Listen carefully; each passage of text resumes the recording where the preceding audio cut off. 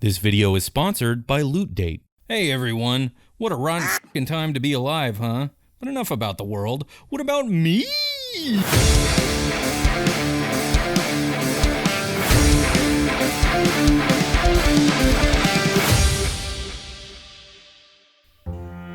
After the last video I did, I went on a bit of a spiritual journey.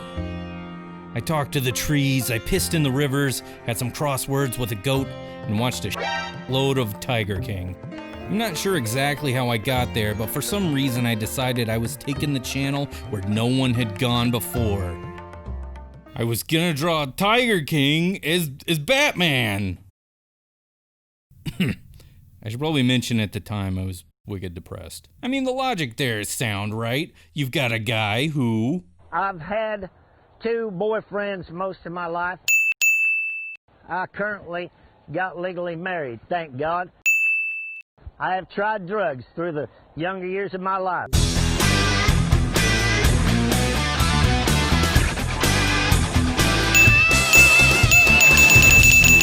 I actually did get somewhat far into this idea. As you can see, I had a basic outline with all the key players.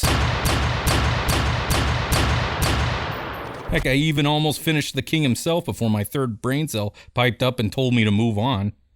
Then a couple weeks ago, I got the chance to catch up with the dear old piece of trash I used to love as a kid. No, not you, Grandpa. Batman. Forever. I know people have absolutely written off Joel Schumacher's dynamic duo of 90s cinema trash garbage masterpieces, but frankly, if you can't find at least the first one entertaining, I think you're nuts. Also, I dare you to find a more certified movie tie-in jam than this. What would it be? Celine Dion's My Heart Will Go On? I don't think so. Coolie guys, Gangster's Paradise? Get him out of here! Any of the hundreds of times Will Smith decided to write a song about the movie he was in? No! Oh, just listen to that jam. Oh, the jam. Oh, the jam. The jam's taking over, you guys. The jam. I compare you to a kiss from a rose on the grave. Ooh, the more I get of you, stranger it feels, yeah. And now that your rose is in bloom, a light hits the gloom on the grave. Where was I? Oh yeah, the movie. Right out of the gate, Jim Carrey is mostly great. Doing a combination of Ace Ventura with the splash of the Cable Guy. And I know what you're thinking, Batman Forever and the Cable Guy in one video? One train wreck at a time, please! But honestly, I find him kinda great in the majority of the movie here.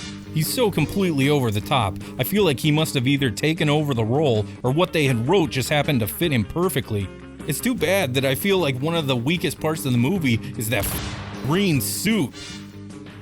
Coupled with the Doc Marten shoes my girlfriend was wearing when we broke up in 1997, just makes me feel a little uncomfortable. The shoes with the jacket make a silhouette of a guy that isn't wearing pants, and as much as I'm sure little kids in the 90s wanted to see that, I think they probably should have let him get out of kindergarten before sending him to therapy. And the whole design of the movie just kinda goes this way. Like Two-Face, my god, Two-Face, what have they done to you?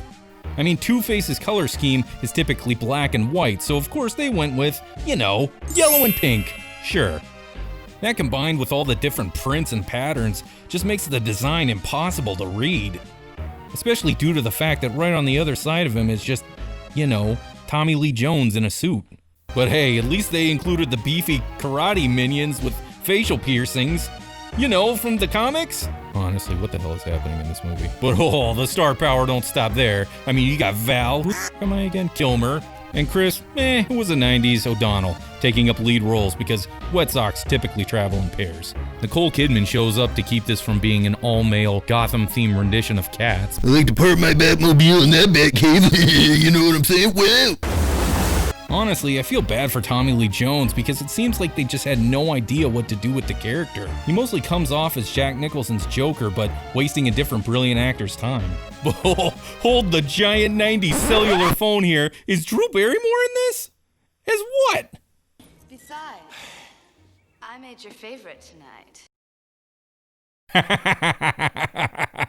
Drew Barrymore, knock it off. You're somebody's mom now. And as much flack as this movie gets now, people generally crap on this movie because it's viewed as crappy by adult standards. But in my opinion, this movie wasn't made for adults. It was made in pretty equal parts for little kids who like Batman, and also big tubby comic book nerds of the mid-90s.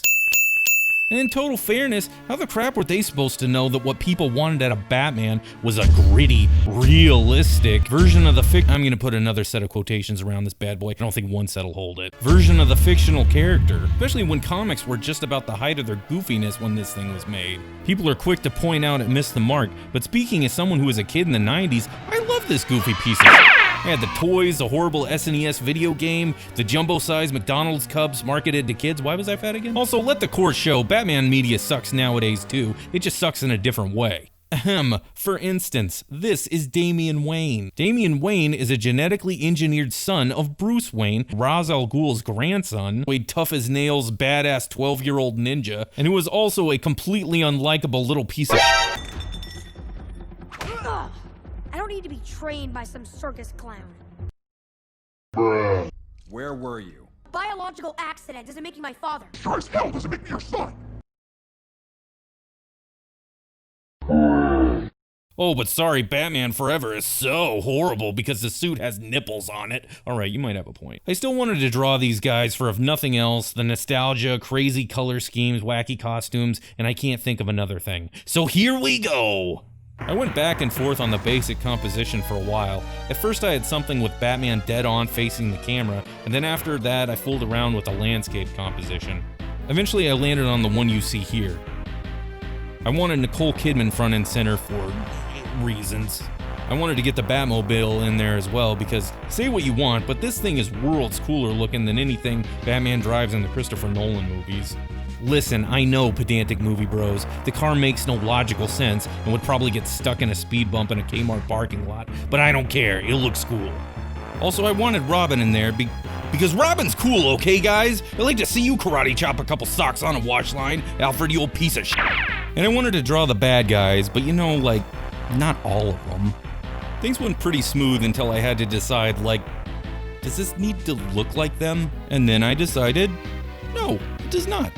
I mean, besides the fact that I'm garbage at likeness, I decided I was just gonna put more effort into nailing their vibe more than their faces. Of course, drawing the Batmobile was a task and a half because if there's anything I'm worse at than getting people to look like themselves, it's drawing machines. But I still think it came out looking pretty good, and I really like what it does to the composition. Chase Meridian, my god, that friggin' name, kind of eluded me for a while because despite the fact that I had the pose locked into my brain, getting it onto the page with no 3/4 view to hide behind was a bit of a challenge.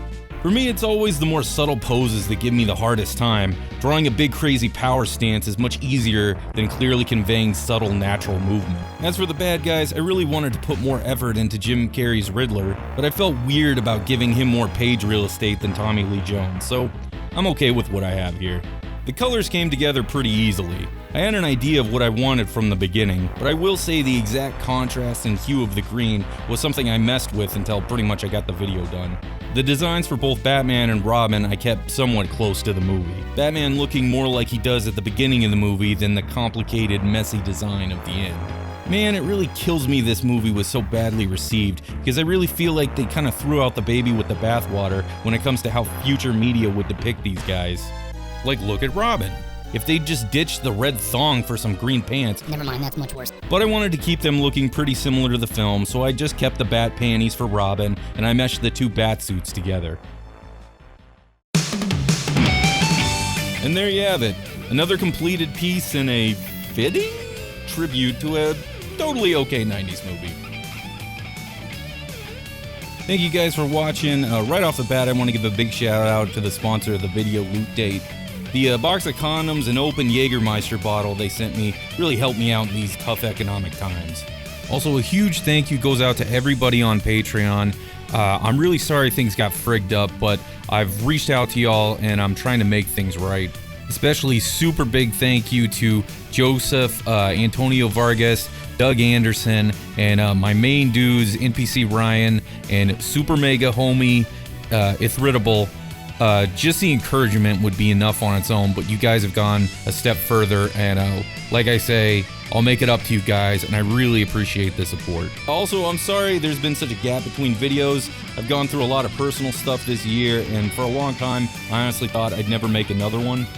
But I'm glad I'm back in the saddle, and if you'd like to help me make more, I've set up a Patreon. I'm offering full process videos with rundown commentary, high-res PSD files, and other things, so if you'd like to show your support, that'd be an amazing way to do it.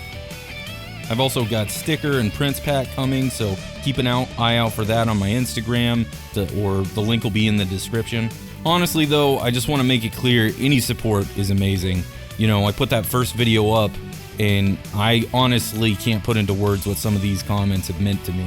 You know, it's been the difference between trying to do this again and just, you know, kind of giving up. But anyway, I can't blather on here forever, so thank you guys for watching, and hopefully I'll see you again next time.